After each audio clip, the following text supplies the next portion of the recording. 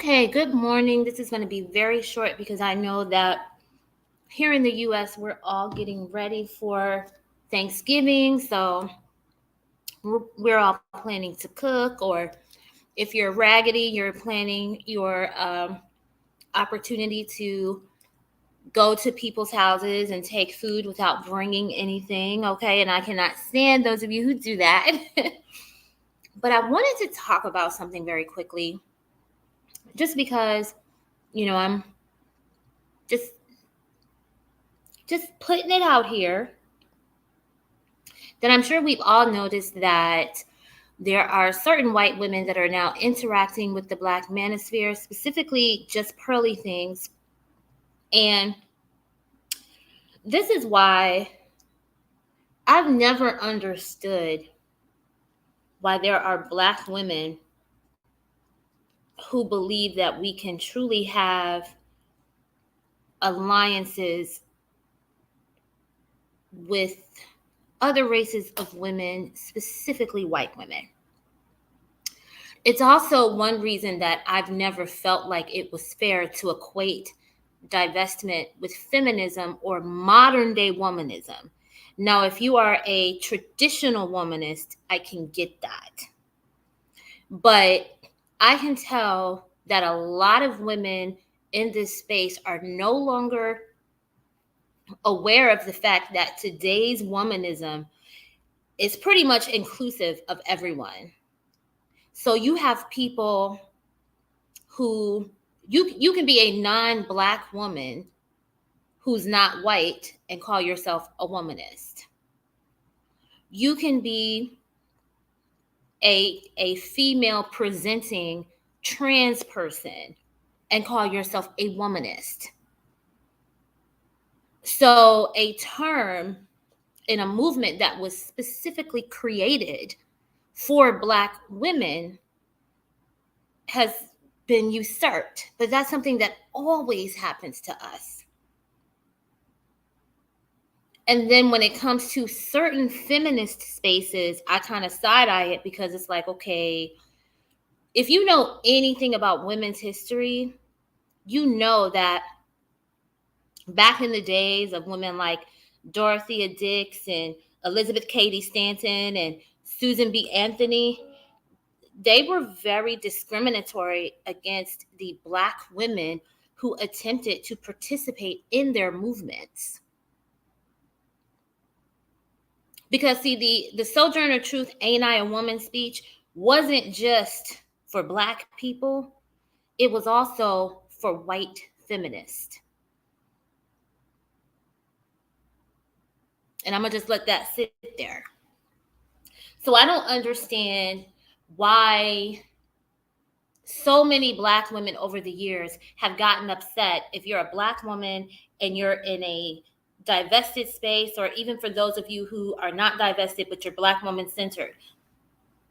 I don't understand why you've gotten so upset when people have said, well, hey, we have to be careful about allowing these non-Black women into our spaces because at the end of the day, they don't live a Black woman's experience, and it's not beneficial to them for Black women's position to be elevated.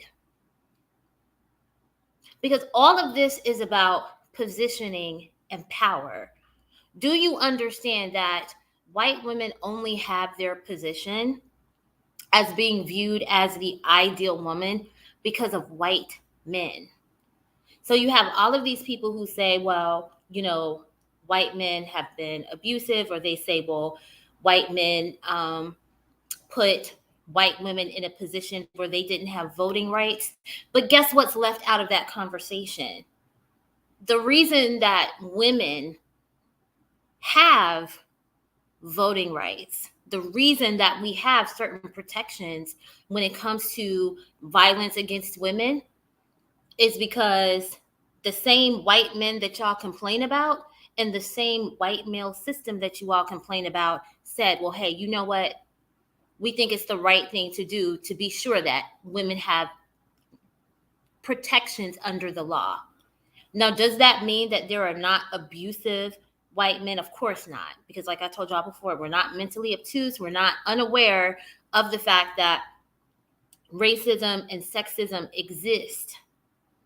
But we also have to acknowledge that the people that we all have to go to for protection is the same white man that y'all complain about.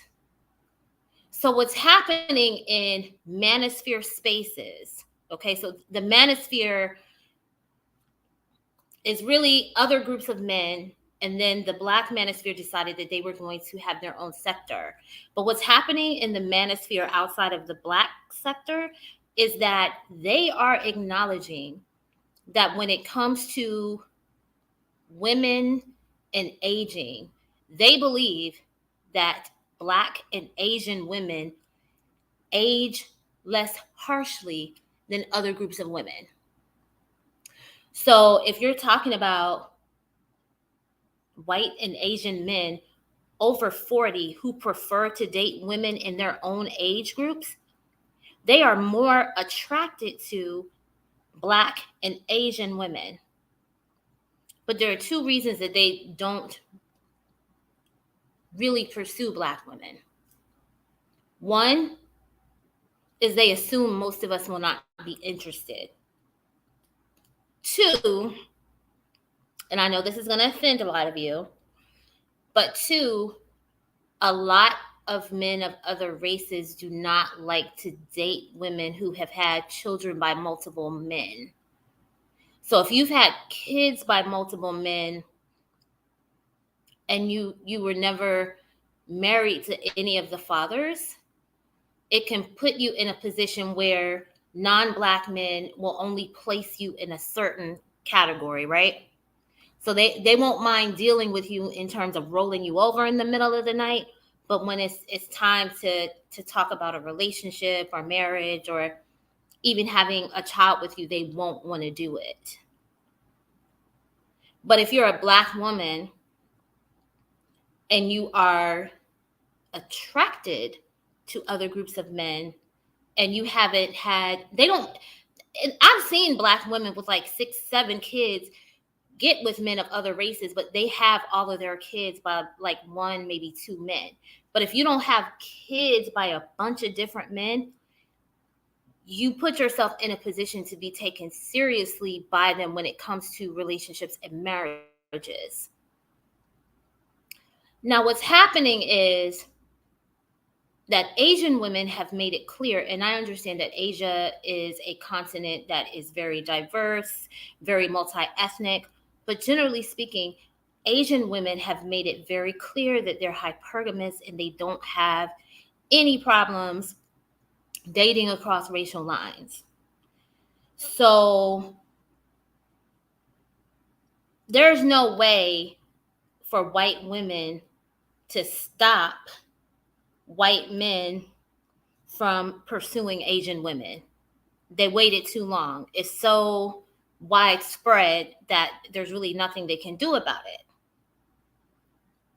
But as they get to the point where they realize, well, wait a minute, their sons, their brothers, sometimes their husbands have no problems dating and marrying Black women because they feel like we are attractive even as we get older.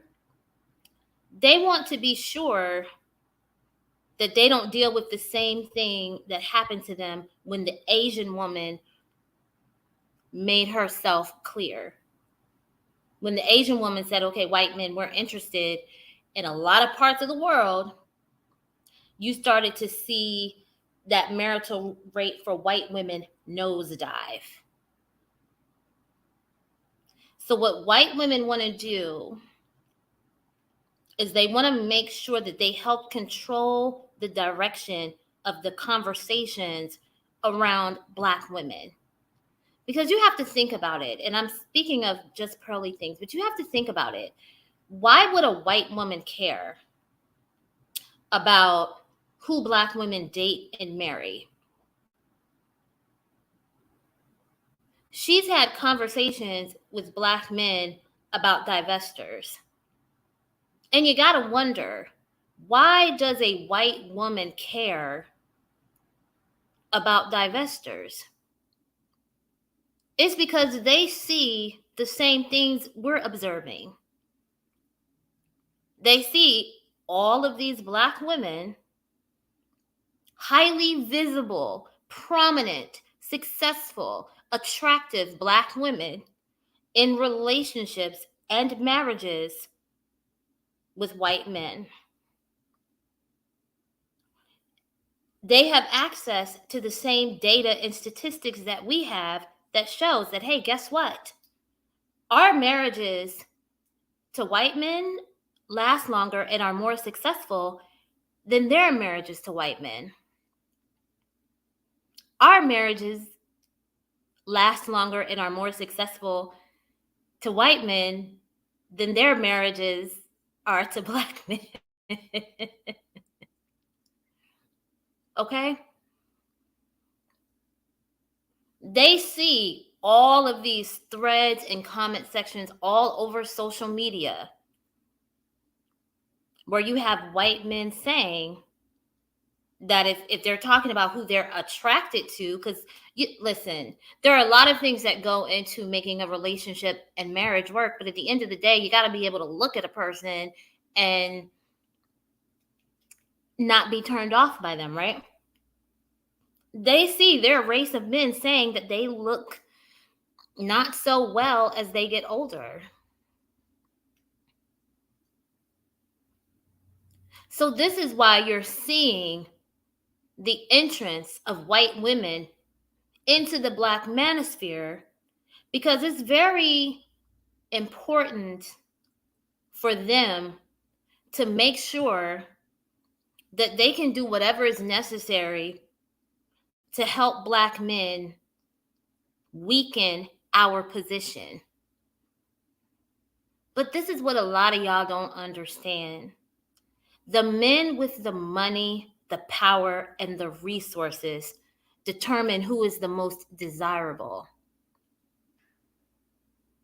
So if you have more men of other races, particularly white and Asian men, because they're the ones that rule the world, okay? I mean, let's just be clear. They're the ones with the money, power, resources. So as more of those men confirm that they find Black women desirable, and then they date and marry and successfully otherwise partner with Black women, it weakens the white woman's position. And it's unfortunate that you have so many white women that feel like it's necessary to help Black men disparage us. But you have to understand that that's what they're doing. It's never been in Black women's interest to partner with other groups of women when it comes to dealing with our issues.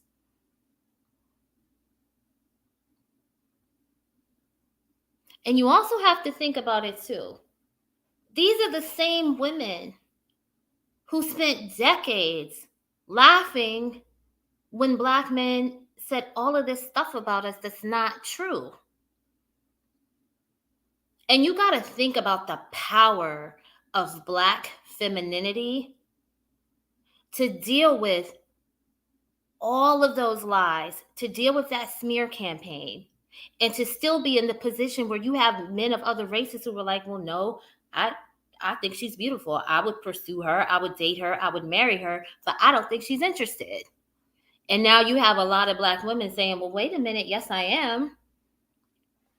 A lot of Black women who are getting to know men of other races. And I'm telling you, getting married and happily married left and right, because I want to make myself clear, because I think that those of you who are familiar with truly divested spaces know that this doesn't have to be said, but we also know that there are a lot of eyes and ears watching and listening into these spaces. So let's be clear. We're not saying that just because a man is of another race that he's automatically great. But what we are saying is that you're better off considering those men because they come from cultures where it is not promoted to abuse women. And when they do it, their culture swiftly addresses it. But I mean, just think about that. Why would a white woman care about Black women divesting? Why would a white woman care about whether or not Black women prefer to deal with other races of men? It's because they know that if more of us did divest and if more of us did deal with other races of men, they would be knocked further down the totem pole. Because people like to talk about these studies where they do these kind of anecdotal surveys where they ask men across the board which groups of women they prefer. In those studies, white women are the second least desired. Okay? The only group of men that puts white women on a pedestal is Black men. Other groups of men don't do that. The other thing is that those studies don't show you any of the data points, right? So, okay, out of all the people questioned, what part of the country or world do they live in? What's their race? What's their economic and income status? Because sometimes with those surveys, that kind of stuff will determine a person's answer. So if a white guy lives in Montana and he never comes across a Black woman, you know what I'm saying? It may affect his answer differently versus a white guy in, I don't know, South Carolina or Alabama, where they live and work around Black women. But I am telling you, as a Southern Black woman, other races of men are very much interested in Black women. They just assume that we're not interested. And these white women know that. They're watching these spaces just like everyone else is. They see the men in their community saying, well, yeah, when it comes to attraction, yeah, I do prefer Black and Asian women, but I just assume Black women aren't interested in me. But I want y'all to just watch this play out, because this is a constant reminder that Black men and white women will work together to try to subjugate Black women. If you know your history, you'll know that when women like Dorothea Dix, Elizabeth Cady Stanton, and Susan B. Anthony were making Black feminists sit in the back of their meetings or not letting them come to the meetings at all, Black men like Frederick Douglass were still in collaboration with Elizabeth Cady Stanton, Dorothea Dix, Susan B. Anthony. He didn't care about the fact that they were discriminating against Black women. And you see example after example after example. Even if you think about the fact that, see, if there were a true code amongst women, when you see these entertainers and they say that, okay, if you're basically, if you don't pass the paper bag test, you can't be in my video, you can't sit in my VIP sections, you know what? You wouldn't see a white woman willing to be in their videos. You wouldn't see a white woman willing to be in their VIP sections. If there was this code of womanhood that people claim exists in feminism, as soon as these Black men came out and started saying things that were very abusive and misogynistic, you wouldn't see the only women speaking up against that being Black women. You would see these other women saying, well, no, this is wrong.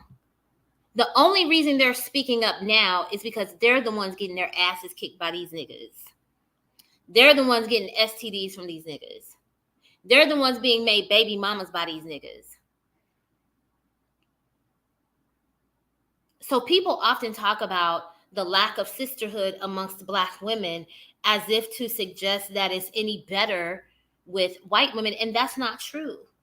And that's why I side-eye any Black woman in any Black woman-centered space who has all this smoke for Black women, but then they suggest that there's some sort of sisterhood with other groups of women. And it's like, well, no, that's not true. Even the ones who have entered these spaces and who have claimed an allyship with Black women have had no problems having conversations and collaborating with men in the Black Manosphere.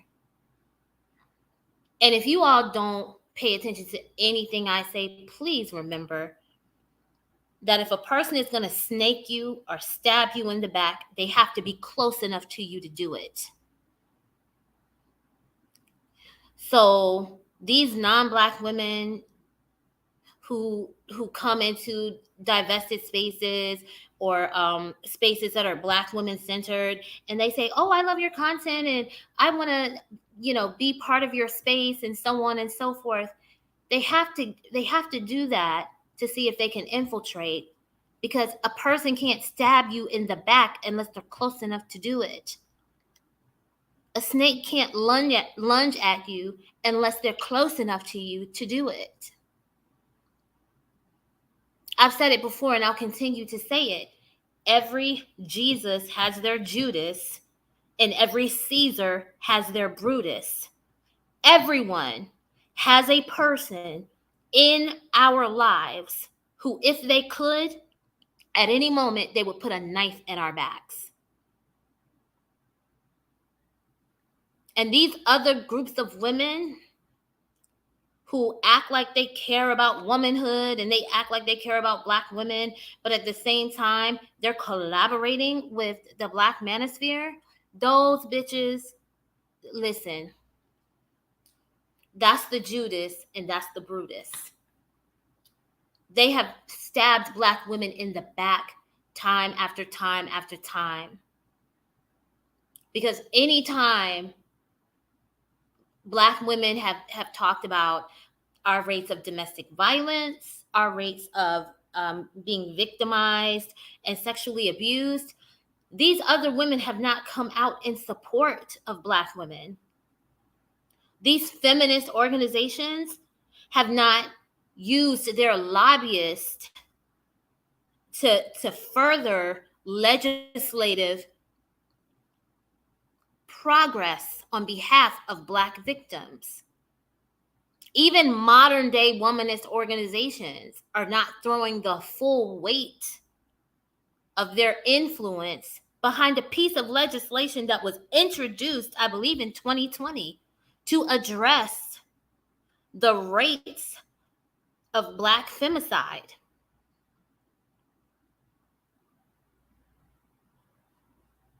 When we say you have no friends, it's not just other Black women that you can't trust.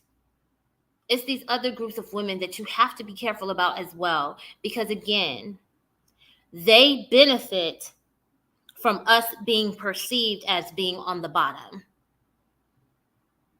Our elevation is automatically mean that somebody's going to have to replace us at that bottom spot. So just keep that in mind. Happy Thanksgiving.